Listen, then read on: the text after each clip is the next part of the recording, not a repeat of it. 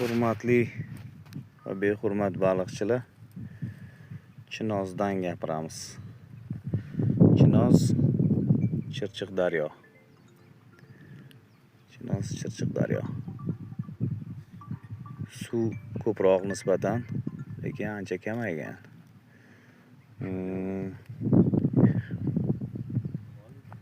Baliqchilar ribaklar o'tiribdi. Juda ham qarmoq ko'p. Lekin umuman kulov yo'q, poklevka yo'q. Baliq sakrab yotibdi, o'ynayapti, baliq yuryapti. Hech narsaga qaramayapti. Bugun 13-aprel.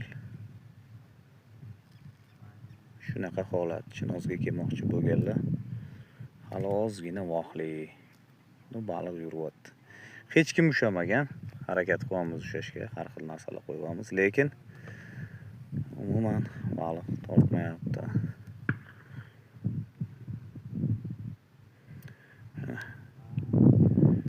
Chirchiq daryo. Sirdaryoga quyilishidan ozgina teparoqdamiz.